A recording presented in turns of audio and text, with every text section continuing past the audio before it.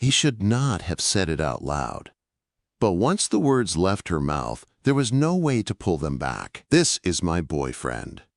The sentence floated across the dinner table like a grenade with the pin already gone. For a second, nobody moved. Not her father, not her mother, not me. Because 5 seconds earlier, I had been standing in the hallway holding a toolbox, thinking I was here to fix a shelf. Now I was apparently dating the most powerful woman at the firm, and her parents were staring at me like they were trying to decide whether I was brave or stupid.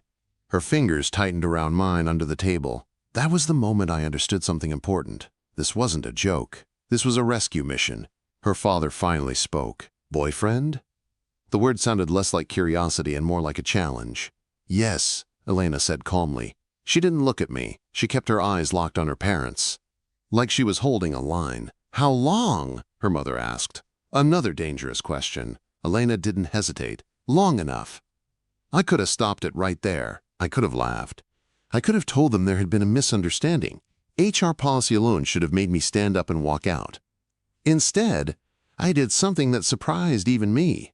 I pulled out the chair beside her, and I sat down. Evening, Mr. and Mrs. Voss, I said.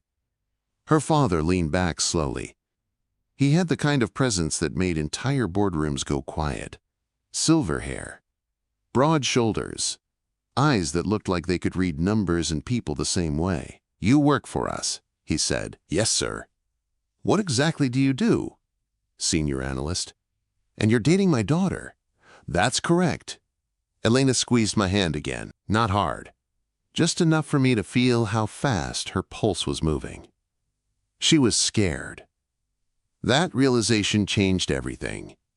Dinner began. But it wasn't really dinner. It was an interrogation with roasted chicken. Her father asked the first question. Where did you grow up? Ohio. Parents? My dad drives trucks. My mom's a nurse. Her mother studied me like she was comparing my answers to a checklist in her head. You're the first one in finance in your family, she said. Yes. That must have been difficult. It was. Her father nodded once. Ambition, he said. That's rare. Then he turned to Elena. You didn't mention this relationship before tonight. I didn't mention a lot of things, she replied calmly. That landed harder than the chicken knives on the plates. Her mother changed the subject. You must know Marcus, she said to me. There it was, the name that made Elena's knee bump against mine under the table. I know him, I said. Marcus has been very close to the family, her mother continued. Her voice was smooth. But the message underneath it was clear. Marcus belonged here. I did not. Elena set her fork down slowly. I'm aware. Her father leaned forward slightly. Marcus mentioned you two had been discussing the future. Elena's eyes hardened. Marcus discusses a lot of things. And yet tonight you bring someone else to dinner. Yes. Her mother looked back at me. And you're comfortable with this situation? Quote. That was the moment I understood something else. This dinner wasn't about meeting the boyfriend. This was about control, testing, pressure. I placed my napkin beside my plate. I care about Elena, I said. The room went very still. Her father's gaze sharpened. You care about her. Yes. And what exactly does that mean? Elena finally turned to look at me. Her eyes held a question, not a command. Just a quiet hope that I wouldn't abandon the lie she had started. I mean, I said slowly, that I don't think anyone should feel forced into decisions about their life. Her father's jaw tightened. Her mother lifted one eyebrow. You're speaking about Marcus, she said. I'm speaking about Elena. Under the table, her hand curled around my fingers. Dinner continued, but something had shifted. The questions became sharper. Where did I live? What were my long-term goals? Did I intend to stay in finance? Every answer felt like walking across thin ice. Finally, her father leaned back again. And what is your plan with my daughter? The words were calm, but they were also a trap. I could feel Elena go still beside me. I took a breath. My plan, I said, is to make sure she has the freedom to choose her own. Her mother's lips pressed together. Her father studied me like he was evaluating a deal. Interesting answer, he said. Before anyone could push further, Elena stood up. Dad, can I borrow Liam for a minute? She didn't wait for approval. She grabbed my hand and pulled me down the hallway. The moment the pantry door shut behind us, she let go. "I'm sorry," she said immediately. Her voice dropped all the calm confidence she had used at the table. "You should be." "I know." She leaned against the counter and ran a hand through her hair. I didn't know who else to ask. "What exactly did you ask me for?" "To pretend." That part was obvious. She reached into her sweater pocket and pulled out a folded document. "Because of this." She pressed it into my hand. I unfolded it slowly. It was a legal memo, corporate language, governance structure. And near the bottom was the sentence that made my stomach drop. If Elena Voss refuses a public engagement to an approved partner by the Winter Gala, her voting rights transfer to a trust managed by Daniel Voss and Marcus Hale. I looked up. "They're forcing you to marry Marcus."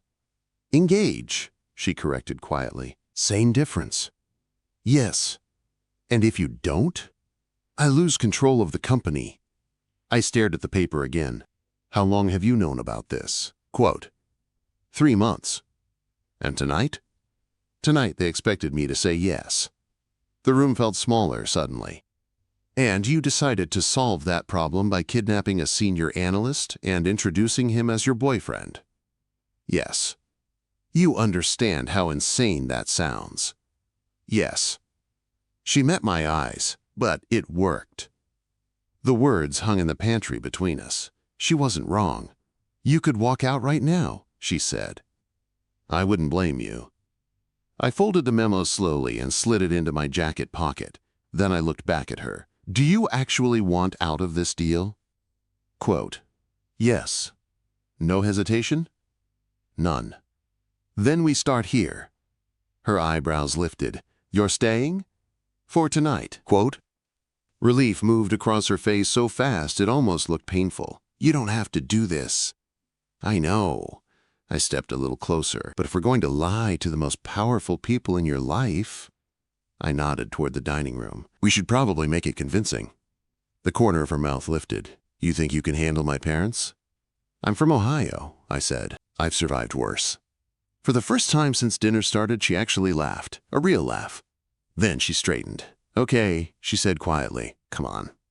"Back to the battlefield?" "Back to dinner." She opened the pantry door. Before stepping out, she paused. "Liam?" "Yeah?" "Thank you." I shrugged. "You texted me about a shelf." Technically, I didn't lie. There is a shelf upstairs. Good. Because after tonight, I said, I might actually need to build something real in this house. Her eyes held mine for a second. Then she took my hand again, and we walked back toward the dining room. But this time, I wasn't pretending anymore. Elena didn't let go of my hand when we walked back into the dining room. That was the first thing her parents noticed. Her mother's eyes went straight to our fingers. Her father noticed the way Elena stood slightly closer to me than before. Small details, powerful details. In rooms like this, body language was another language. And Elena had just made a statement. "Everything all right?" her father asked. His tone was calm. But the question wasn't casual. He wanted to know if the lie had cracked. "Yes," Elena said. Then she pulled out her chair and sat down. I took the seat beside her again. This time I didn't hesitate. My arm rested lightly on the back of her chair. Close enough to signal something, not close enough to trap her. Her father noticed that too. Dinner resumed. But the tone had changed. Now it was less about interrogation, more about evaluation. Her mother poured more wine into my glass. "You work long hours at the firm," she said. "Yes, ma'am. And Elena does as well." "That's true. So when exactly do the two of you see each other?" Quote. Elena glanced at me. The look said one thing clearly. "Careful," I shrugged slightly. "Mostly late nights." Her father leaned forward. "At the office?" "Sometimes." Elena added smoothly. "Sometimes outside the office." Her mother watched us carefully. Interesting. A long pause followed. Then Daniel Voss placed his fork down. "You understand the position you're putting yourself in." He wasn't looking at Elena when he said it. He was looking at me. Yes, sir. You work at my firm. Yes. And you're involved with my daughter. Yes. You realize that creates complications. Under the table, Elena's foot touched mine. Not a warning, more like support. I do, I said, and yet you're still here. Yes. His eyes narrowed slightly. Why? That question wasn't about the relationship. It was about loyalty, courage, intent. I could feel Elena watching me, so I told the truth. Because Elena asked for help. The words landed softly, but they carried weight. Her father turned toward her. You asked him for help? Yes. Help with what? Elena didn't answer immediately. Instead, she picked up her glass and took a slow sip. Then she set it down, with space. Her mother frowned. Space from what? Elena looked directly at her. From expectations. The room went quiet again. Her father's voice was slower now. Marcus is not an expectation, he said. He's a partner. He's your partner, Elena replied. He's not mine. That sentence hit the table like a dropped plate. Her mother sat straighter. Elena. No. Her voice wasn't loud, but it was firm. I'm not discussing my engagement like it's already decided. Her father exhaled slowly. You know the situation. Yes. You know what the merger requires. Yes. And you know the board will expect stability. Elena nodded once. And stability doesn't require me to marry someone I don't respect. Her father's jaw tightened. That's not what this is about. Then what is it about? Her mother stepped in before the argument could escalate. Perhaps this conversation should wait. Her voice was gentle, but the message was clear. Stop. For now. Dessert arrived. Coffee followed. The tension didn't disappear. It just shifted into something quieter, more strategic. Eventually, Daniel leaned back in his chair again. So, Liam, he said. Yes, sir. What exactly are your ambitions? I thought about that for a moment. Stability. That's a vague answer. It's an honest one. He studied me. Ambitious people don't usually aim for stability. Ambitious people with families do. His eyebrow lifted. You have children? No.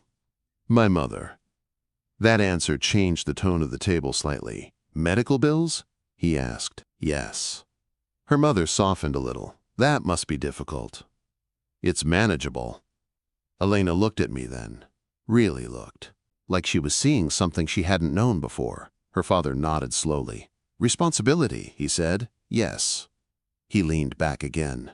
Interesting. Dinner ended 20 minutes later. Her parents stood. Her mother kissed Elena's cheek. Her father shook my hand. His grip was firm, but not hostile. We'll continue this conversation soon, he said. I expected we would. They left. The house grew quiet. The moment the front door closed, Elena exhaled like someone had been holding their breath for an hour. Well, she said, that went better than expected. I loosened my ties slightly. That depends on your definition of better. She laughed softly. You didn't run. You noticed that. I did. She leaned against the dining table. Thank you. You've said that already. I'll probably say it again. I picked up the coffee mug. You still owe me an explanation. I gave you one. You gave me a memo. She folded her arms. What else do you want to know? Why me? That question lingered in the air. Elena walked to the kitchen counter and rested her hands against it. Then she spoke quietly. Because you're the only person in that building who doesn't look at me like a ladder. I frowned slightly. What does that mean? Most people at the firm see two things when they see me. Power and opportunity. And you don't? No. What do you see? I thought about that. Then answered honestly, someone who works harder than everyone else. That surprised her. You noticed that. It's hard not to. She smiled faintly. You also argue with spreadsheets, she said. That's different. How? Spreadsheets deserve it. She laughed again, a small laugh, but real. The silence that followed felt different now. Less tense, more uncertain. Finally, she pushed away from the counter. "There is actually a shelf upstairs." "You aren't lying." "Technically, no." She led me upstairs to a small office. Boxes sat against the wall. Floating shelves still wrapped in plastic. "You bought these weeks ago," I said. "Yes." "Never installed them." "Work?" I opened my toolbox. "You really want them installed tonight?" "I really want something normal to happen tonight."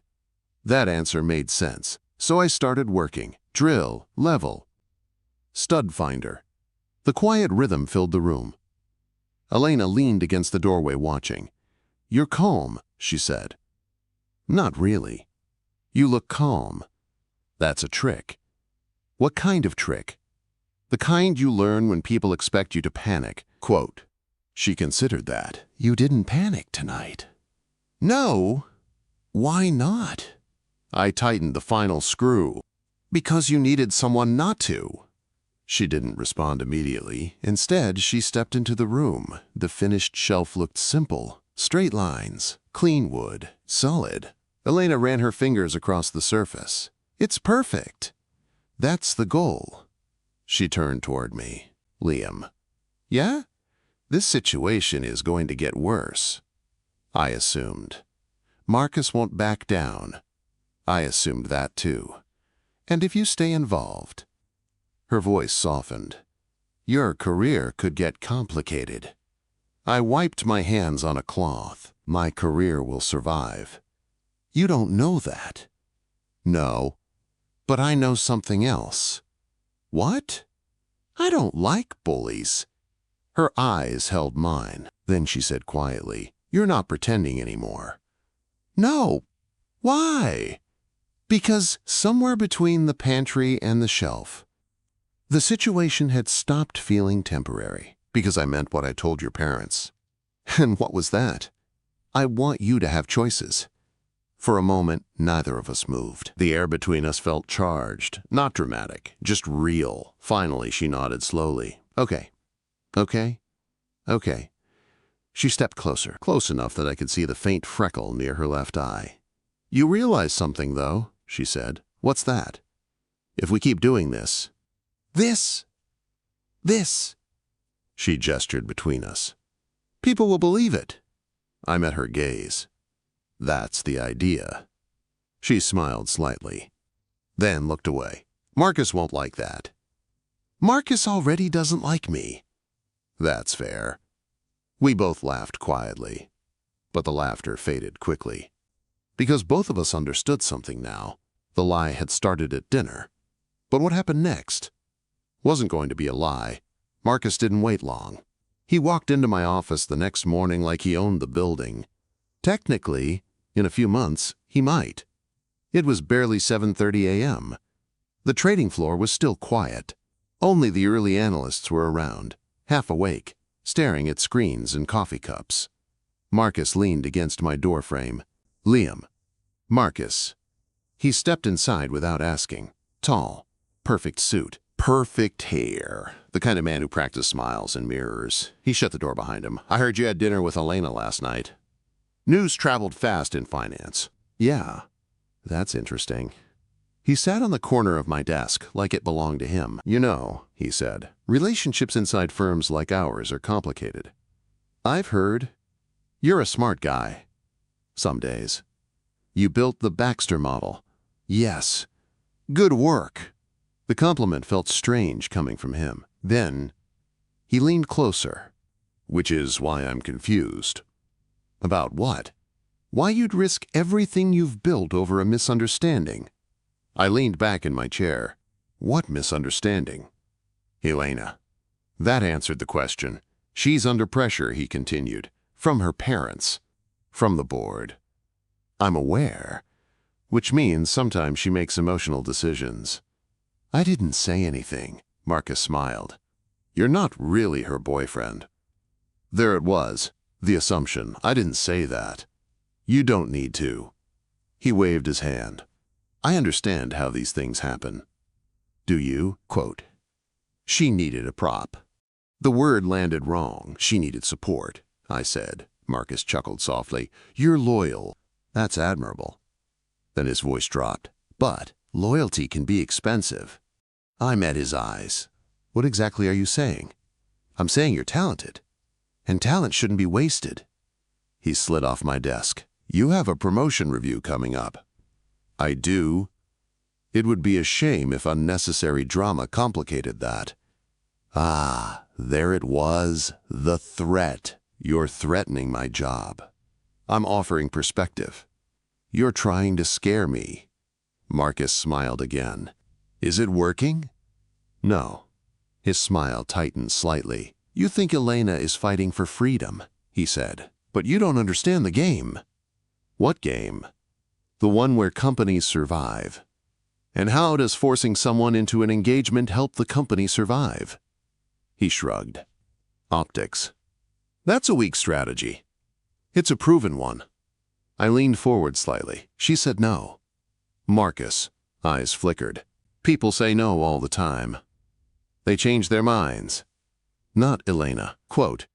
His expression hardened. You think you know her? I know she deserves choices. Choices have consequences. So do threats. For a moment the room was very quiet. Marcus studied me carefully. Then he sighed. You're serious? Yes. That's unfortunate. Why? Because now I have to consider you a variable. That word made my stomach tighten. Variable. In deals, he explained calmly, variables are things you control or remove. I didn't react. Marcus straightened his jacket. Think carefully about the next few weeks. Why? Because once the gala arrives, his smile returned. Everyone will see how this ends.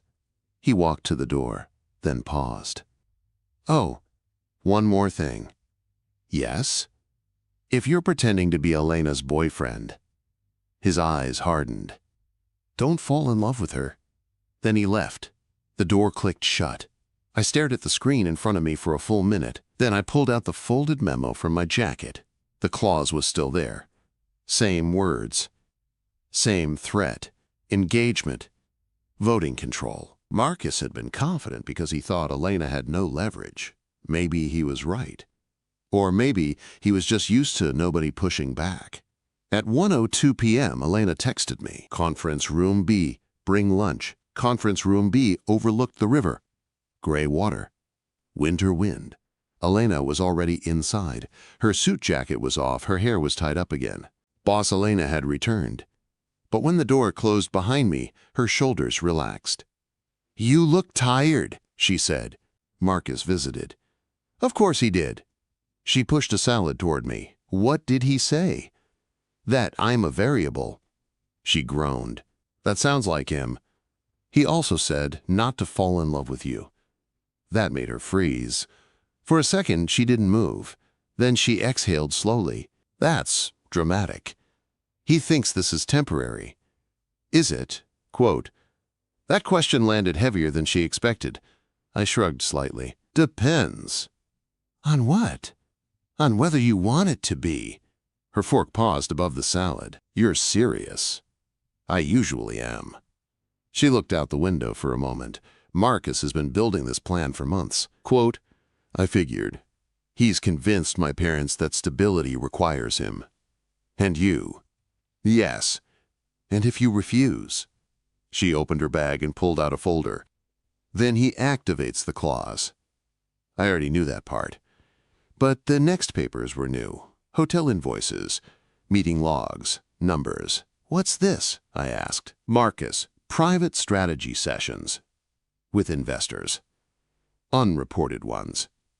That got my attention. You're saying he's negotiating things outside the board. I'm saying he's rewriting the deal. That's dangerous. That's Marcus. I studied the papers. Patterns began appearing. Dates lining up with strange movements in the financial models. You noticed this already. I suspected. But suspicion isn't proof. And proof is, quote, patterns. I nodded slowly. I can help with patterns. She looked at me carefully. You'd do that? Yes. Even after Marcus warned you? Yes. Why? Because somewhere between the dinner table and the shelf, this had stopped being about corporate politics. It's the right thing to do. Quote. Her expression softened. You know this could ruin your career. It could. You're still here. Yes. She leaned back in her chair. Liam. Yeah? You didn't have to stay last night. I know. You didn't have to stand up to Marcus. I know. She studied me quietly, then asked the question she'd been holding all day. Why are you doing this? Quote. The answer came easily. Because someone should. That made her smile. A small one, but real. We should build a timeline, she said. Agreed. For the next hour we worked. Documents spread across the table. Dates, numbers, connections. Marcus. Private meetings started forming a picture. A very dangerous one. He's shifting leverage before the merger. I said, yes. And if he controls your voting rights, he controls the board, which means he controls the company. Elena nodded slowly. Exactly. Silence filled the room. Then she said something quietly. I'm glad you stayed. I looked at her. Me too. She held my gaze for a second longer than usual. Then she cleared her throat and gathered the papers. There's one more thing. What? The gala. Right. That's when everything becomes public, which means Marcus will push hardest there. Yes. She leaned forward slightly. I'm planning to bring you. As my boyfriend. Yes. And that's not going to make him happy. No. But it will make him nervous. I nodded. Good. Her eyebrow lifted. You enjoy making powerful men nervous? Sometimes. She laughed quietly. Then her expression softened again. Liam. Yeah? This isn't just a fake relationship anymore. I know. If we keep doing this, people will believe it. That's not what I meant. I waited. She looked down briefly, then back up. What if we start believing it too? Quote. The room went quiet. I didn't answer immediately, because the truth was, that had already started happening. Marcus moved faster than I expected. By Monday morning, the rumors had already started. Nothing official, just whispers drifting across the trading floor. Elena Voss dating an analyst. Conflict of interest. Questionable judgment. Classic Marcus. He didn't need accusations. He only needed doubt. I noticed it the moment I walked onto the floor. Two analysts stopped talking when I passed. Someone glanced at me and then quickly looked back at their screen. My inbox had 3 new emails. All polite, all suddenly formal. The message was clear. I had become visible. Elena texted me 15 minutes later. My office. Now. When I stepped inside, the door closed behind me before I could speak. Marcus is pushing rumors, she said immediately. I noticed. He's trying to frame this as manipulation. Also noticed. She leaned against her desk and crossed her arms. Are you okay? That question surprised me. I'm fine. You might not be for long. I expected that. She studied me for a moment. You're calmer than most people would be. That's because I've already made a decision. Her eyebrows pulled together slightly. What decision? I took a breath. I'm transferring divisions. The room went still. You're what? Quote. I sent a request to HR this morning. You didn't tell me. I wanted it done first. She stepped closer. Why?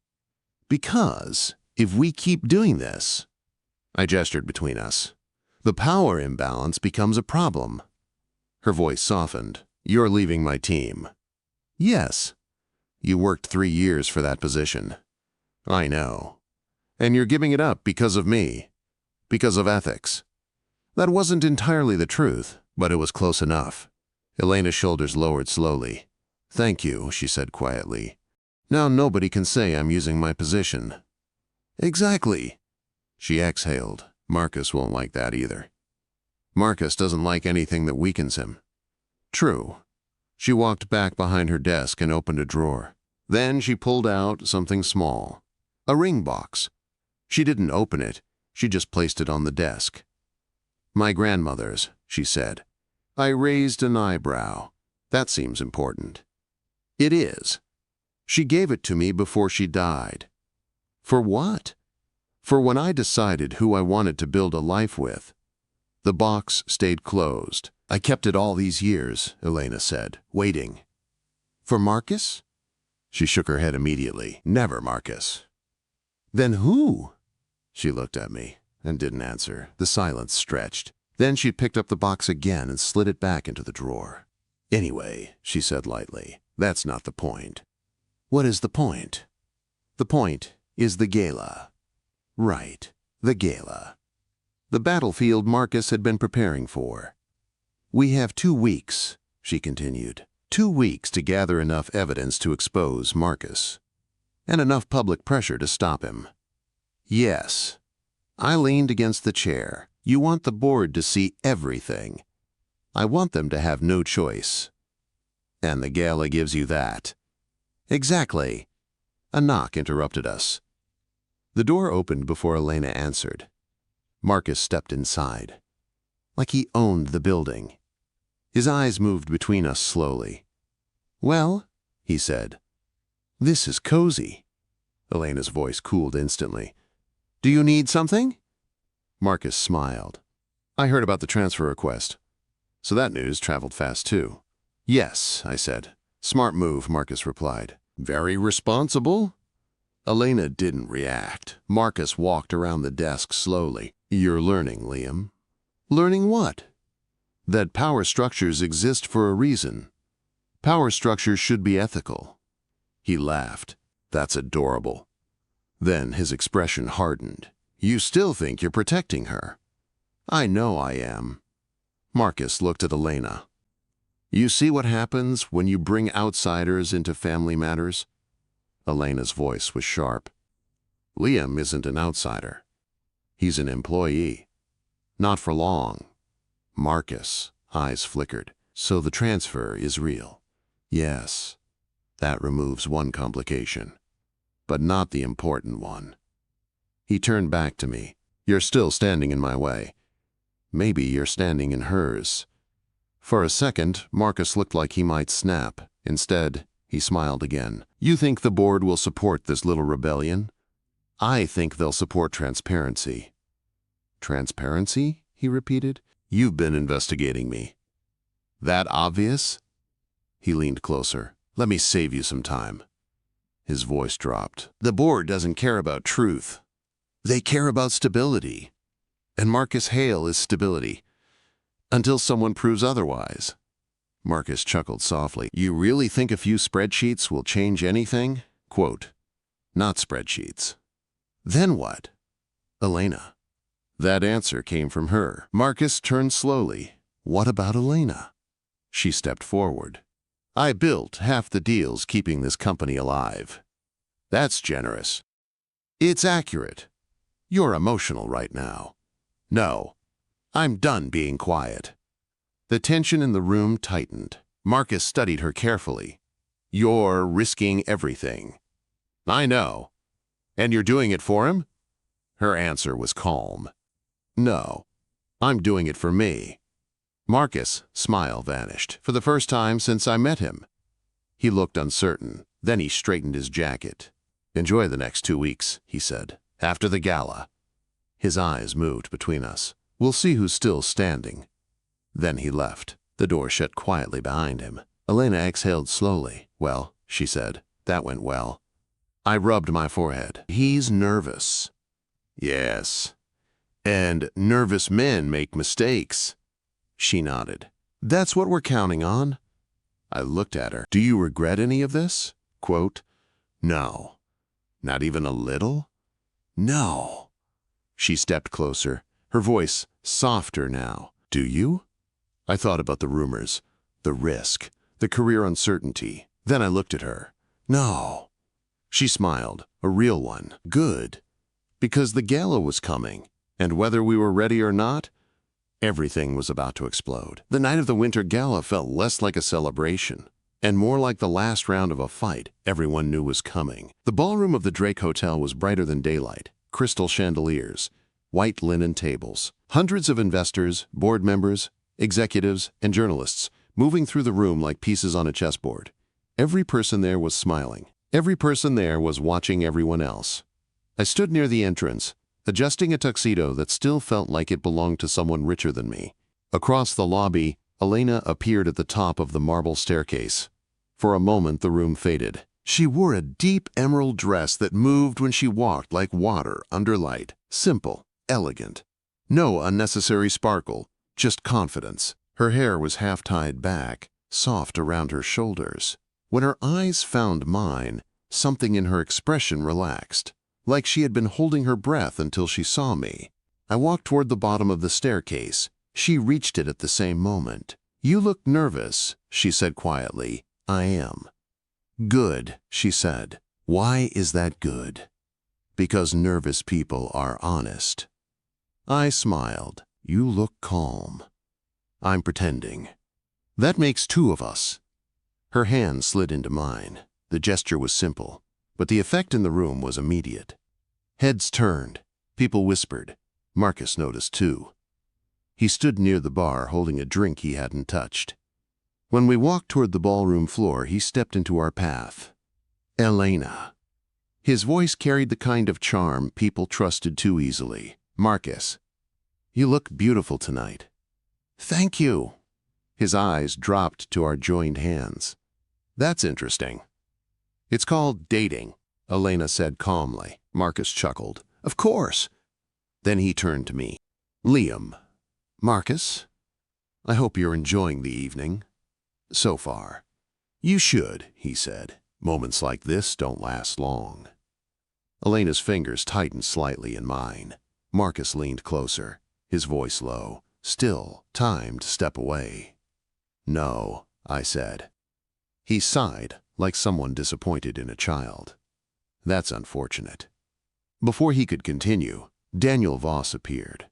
Elena's father looked older tonight, tired, but sharp as ever. "Elena," he said. "Dad."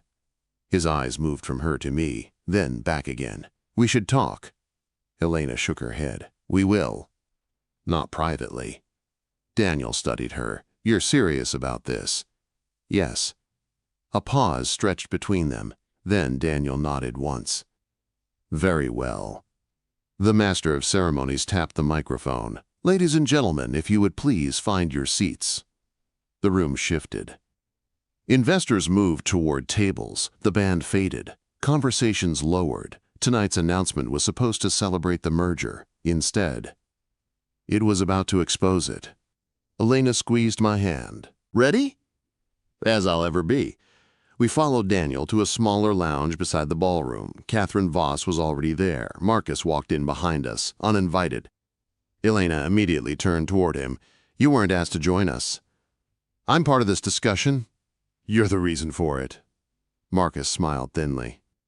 "I'm curious to hear the accusations." I pulled the folder from inside my jacket. The evidence, the timeline, the hotel records. Marcus, hidden meetings. The manipulated governance clause. I placed everything on the table. Daniel read first. Slowly, carefully. Catherine leaned over his shoulder. The room went silent. Finally, Daniel spoke. "These documents suggest unauthorized negotiations." "They show them," Elena said. Marcus laughed. "A handful of spreadsheets?" "Not spreadsheets," I said. "Patterns." Marcus leaned forward. "You think the board will panic over patterns?" "No," Elena said calmly. "They'll panic over fraud." That word hit the room like thunder. Marcus' smile vanished. "Be careful," he said. Daniel looked up from the pages. "Marcus." "Yes?" Quote, "Did you alter the governance language in Elena's contract?" Marcus didn't answer immediately. Then he shrugged. "I refined it." "Without board approval?" "It was a strategic adjustment." Catherine's voice turned cold. "You tried to take her voting rights." "It was temporary." "You tied it to an engagement." Marcus' eyes hardened. "Optics matter." Elena stepped forward. "No. Control matters." Silence. Daniel closed the folder slowly. "How long?" Marcus spread his hands. You're overreacting." "How long?" Daniel repeated. Marcus didn't answer. And that was the answer. Daniel stood. "This discussion is over." "Marcus," voice rose, "you're making a mistake." Daniel turned toward him. "No. I made the mistake months ago." Two members of the internal compliance team entered the room. Marcus looked from them to Daniel. "You're serious?" "Yes. You'll regret this." Marcus looked at Elena, then at me. His voice was colder now. "This isn't finished." Then he walked out. The door closed. The room stayed silent for a long moment. Finally, Catherine spoke. "Elena."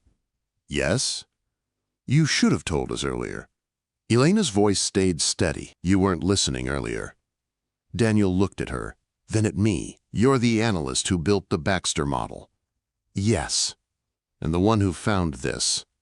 "Yes." He nodded once. "Good work." That was the closest thing to praise he offered. Then he added something unexpected. "I'm sorry." Elena blinked. "For what?" "For putting you in a position where you felt you had to lie." Her shoulders lowered slightly. "Thank you." The ballroom music restarted outside. The gala continued, but the real fight had already ended. Elena and I stepped back into the ballroom. The atmosphere felt different now. News traveled quickly in rooms like this. Marcus was gone. People whispered. Investors watched Elena more carefully. But this time, they weren't doubting her. They were measuring her. Elena turned to me near the tall windows overlooking the snowy city. "You stayed," she said quietly. "I told you I would." Her eyes softened. "I meant tonight. I meant always." Quote. For a moment, neither of us spoke. Then she asked the question that mattered most. "Liam?" "Yes." "Are we still pretending?" I looked down at our hands, still intertwined, then back at her. "No." Her smile was small, but real. "Good," she said, "because I'm tired of pretending." The ballroom slowly returned to its usual rhythm. Music, laughter, crystal glasses clinking together. But something in the room had changed. People looked at Elena differently now, not like a daughter standing behind a powerful father, like the person who had just protected the company from collapsing under the wrong man. She stood beside the window, the city lights reflecting in the glass behind her. Snow was falling outside, soft, quiet.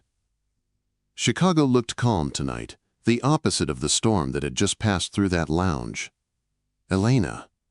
She turned toward me. "Yes?" "Your father just dismantled a senior partner in front of half the investment community." I noticed. "You're handling it well." She smiled faintly. "I've been preparing for that conversation for months." "And now?" Quote, "Now I breathe." She stepped closer to the window, looking out at the falling snow. "I spent years trying to earn a seat at that table," she said quietly. "Tonight, I realized something." "What?" "I already belong there." I nodded. "You always did." She glanced at me. "You believed that pretty quickly." "I watch people." "And what did you see when you watched me?" "A woman doing twice the work for half the credit." She laughed softly. "That's unfortunately accurate." A quiet moment passed between us. Then she turned back to me. "You know this changes things." "How?" "Marcus won't disappear quietly." I assumed that. "The board investigation will take weeks." I assumed that too. "And during that time," she gestured between us, "people will talk." "They already are." She studied my face carefully. "You could still step away." "I could." "And protect your career." "I could." Her voice softened. "But will you?" I didn't answer immediately. Instead, I looked around the ballroom. Investors, executives, people whose entire lives revolved around power and perception. Then I looked back at her. "No." Her eyebrows lifted slightly. "You're very certain?" "Yes." "Why?" "Because tonight proved something." "What?" "That the only people who actually change systems," I stepped closer, "are the ones who refuse to step away." She held my gaze. Then she nodded slowly. "Good." "Good?" "Yes. Because I'm not stepping away either. For a second, we both stood there in silence. The music shifted to a softer song. Couples drifted toward the dance floor. Elena noticed it too. "Dance with me." I blinked. "I thought this was a corporate gala." "It is." "Then why would we dance?" She smiled. "Because half the room is watching." "And?" "And they should see something real." I offered my hand. She took it. We moved toward the dance floor. Neither of us were particularly graceful dancers. But that wasn't the point. The point was presence. The point was certainty. The point was that the two of us had just stood up to one of the most powerful men in the firm. And neither of us had backed down. As the music played, Elena rested her head briefly against my shoulder. "You know something?" she said quietly. "What?" "When I texted you about that shelf, I assumed you were telling the truth." I was. But I was also hoping you'd say yes. "Why me?" She thought about that for a moment, then answered honestly. "Because you're the only person at the firm who never tried to impress me." "Was that supposed to impress you?" "It did." I smiled slightly. "You're very confusing." "I've been told that." We swayed slowly with the music. Then she pulled back slightly and looked at me. "Liam." "Yes?" "About earlier." "Which part?" "When you said you chose me." "I remember." "Did you mean that?" "Yes." "Even knowing what this situation might cost you?" "Yes." She searched my face, making sure I meant it. Finally, she nodded. "Then I should probably tell you something too." "What's that?" She hesitated, then said quietly, "I stopped thinking of you as a fake boyfriend a while ago." My heartbeat picked up slightly. "How long?" She smiled, "Somewhere between the pantry and the shelf." That was fast. "You're very difficult to ignore." The song ended, but neither of us moved. The room around us blurred into background noise. "Liam," she said softly. "Yes?" "My parents are coming to dinner next week." I raised an eyebrow. "Am I supposed to fix another shelf?" She laughed. "No." "What then?" "This time I'm introducing you properly." "And how would that sound?" She stepped a little closer, her voice warm. "This is Liam, my boyfriend. The man who stood beside me when it mattered. The man who chose me even when it was inconvenient." I looked down at her. "That's a long introduction." She smiled. "It's an important one." We stood there a moment longer. Then she reached for my hand again and laced her fingers through mine. Outside the window, the snow kept falling quietly over the city. Inside the ballroom, the music started again. And for the first time since that unexpected text message about a shelf, everything felt simple. Not easy, not predictable, but real. Because sometimes love doesn't begin with a perfect plan. Sometimes it begins with a lie at a dinner table. Sometimes it begins with a choice. And sometimes the bravest thing two people can do is stay. He stayed, and that changed everything.